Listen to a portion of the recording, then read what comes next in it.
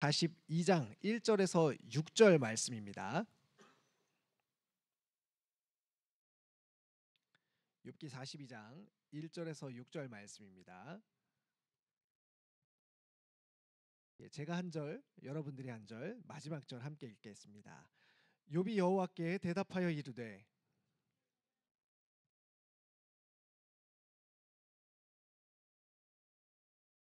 무지한 말로 이치를 가리는 자가 누구이니까? 나는 깨닫지도 못한 일을 말하였고 스스로 알 수도 없고 헤아리기도 어려운 말을 말하였나이다.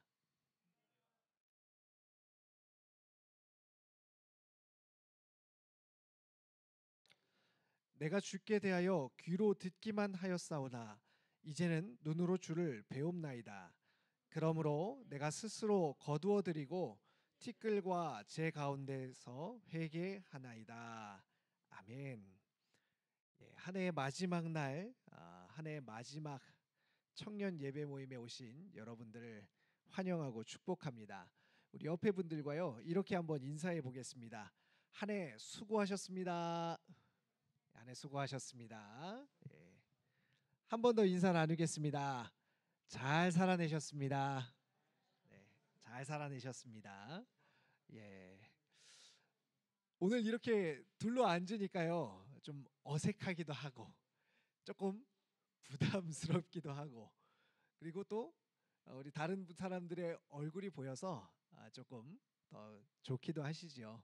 이렇게 앉은 이유는요 우리가 한 해의 마지막에서 다른 사람 우리 공동체의 또 다른 지체들과의 인생을 그의 삶을 그를 마주하고자 이렇게 예배하게 되었습니다. 그래서 아유 내가 예배하는 것 부담스럽다 이렇게 생각하지 마시고요.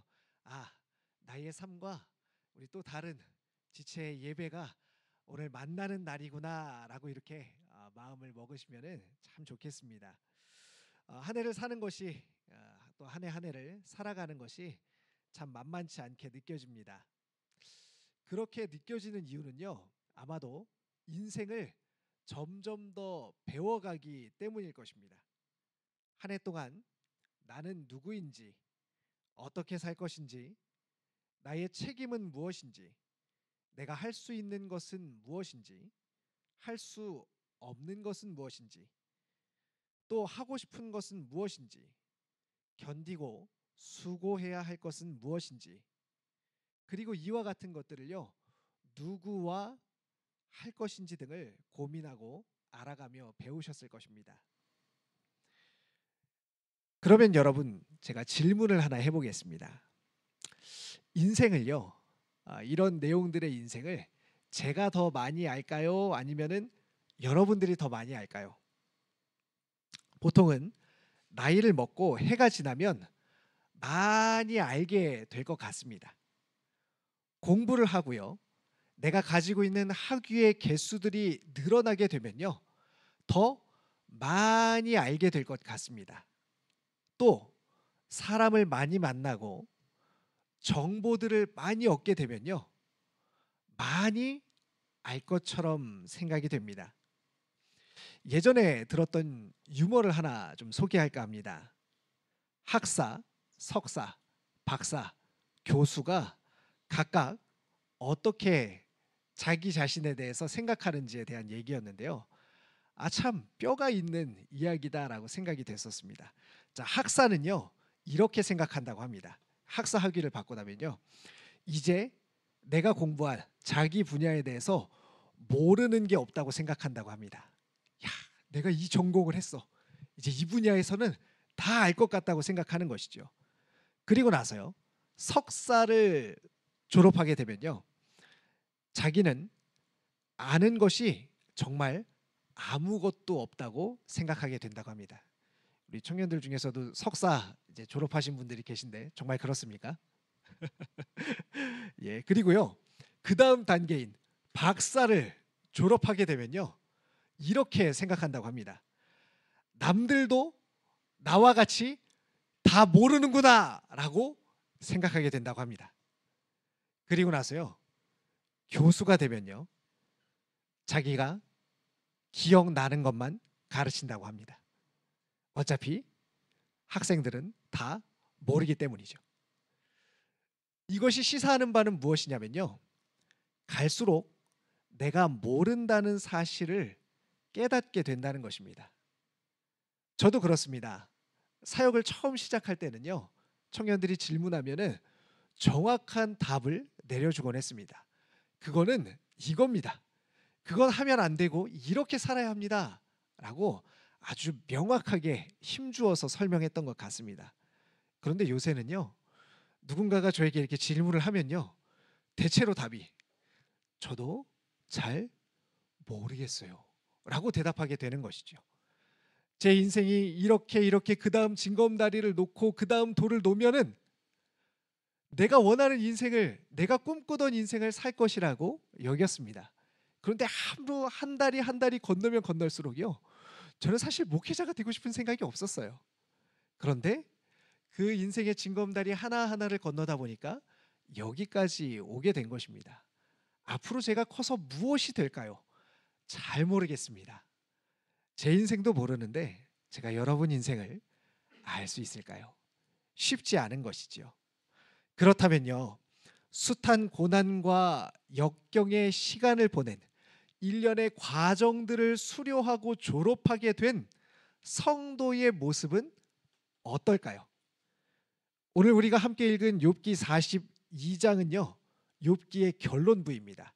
맨 마지막 욥기 전체가 다 끝나고 나는 마지막 맺은 말인데요. 이 이야기가 어떻게 끝나면 좋을까요?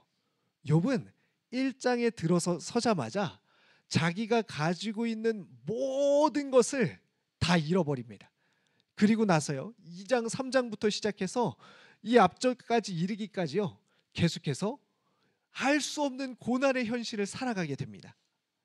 그렇다면 이렇게 자기의 인생을, 고난의 인생을 살아가고 난 성도가 마지막으로 그 성도에게 주어져야 될 결론은 무엇일까요? 이 이야기의 끝은 어떻게 나면 좋겠습니까? 당연히 극복과 보상 아니겠습니까? 고난을 당한다면요. 알 수 없는 고통을 당했다면요. 그것을 극복하게 되고, 그리고 이제까지 받았던 고난에 대한 보상을 받는 것이 이 이야기의 결론일 것으로 예측이 됩니다. 그런데 성경은요. 이렇게 오늘 결론을 맺고 있습니다. 제가 한번 다시 읽어보겠습니다. 무지한 말로 이치를 가리는 자가 누구이니까 나는 깨닫지도 못한 일을 말하였고 스스로 알 수도 없고 헤아리기도 어려운 일을 말하였나이다. 그러므로 내가 스스로 거두어드리고 티끌과 제 가운데서 회개하니이다. 성경은 욥이 몰랐다고 말합니다. 그리고 회개했다고 말합니다. 여러분 왜 그럴까요? 왜 행복하게 잘 살았습니다가 아니라 몰랐고 회개했다고 말하는 것일까요? 이것을 위해서요. 우리 한번 먼저 생각해 봐야 될 게 있습니다. 만약 여러분 어떤 사람과 여러분이 관계를 맺는다고 했을 때요. 어떨 때 그 사람에게 여러분의 마음을 주게 되시겠습니까? 어떨 때 나와 함께하는 그 사람, 내가 관계 맺고 있는 그 사람을요. 마음을 다해서 따라갈 수 있게 되겠습니까? 여러 가지 이유들이 있지만요. 내가 모름을, 내가 부족함을 깨닫게 될 때 우리는 그 사람에게 우리의 마음을 내어줄 수 있게 되는 것 같아요. 내가 그 사람보다 모른다고 생각하게 될 때 그 사람이 나보다 많이 알고 있고 그 사람을 따를 만한 요소들이 있다고 여기게 될 때 그를 따르게 되는 것이죠. 즉 욥이 몰랐다고 고백하는 것은 내가 다 알 수 없는 하나님, 반대로 나를 다 아시는 하나님을 진짜 나의 주님으로 받아들이게 됐다는 것입니다. 욥이 지금 몰랐다는 것은요. 그저 아이고 제가 아는 게 없습니다 라고 말하는 차원이 아니라는 거예요. 제가 하나님을 몰랐습니다. 제가 인생을 몰랐습니다라고 고백하는 것은요. 그것을 내가 주인으로 이 인생의 주인이 될 수 없음을 고백하고 있다는 것입니다. 이 이야기를 들었던 욥기의 독자들은요. 신명기 역사관과 부딪히는 현실을 살고 있었습니다. 신명기 역사관이란 무엇입니까? 말씀을 따르면 복을 받고 안 따르면 심판을 받는 그런 역사관을 말하는 것이죠. 그런데 포로 2세들은요. 태어나자마자 노예였어요. 태어나자마자 포로로 살고 있었습니다. 당연히 자신들의 삶에 대해서 이런 권선징악의 논리가 맞아떨어지지 않는 삶을 살게 된 것이죠. 이런 독자의 배경에서 사람들은 욥기를 들으면서요. 아, 내가 알고 내가 듣고 이해하고 있는 것이 전부가 아니구나라는 사실에 대해서 새롭게 배울 수밖에 없었습니다. 내가 아는 게 전부라고 생각하니 하나님의 뜻을 발견할 수도 없고 오히려 하나님 뜻과 점점 멀어지면서 하나님을 멀리하는 삶을 살고 있었다는 것입니다. 욥기에서 보자면 욥의 친구들이 전형적으로 이와 같은 삶을 산 사람들이죠. 내가 아는 게 전부라고 생각하니 욥을 비난하고 정죄하게 된 것입니다. 자, 이렇게 생각해 보니까요.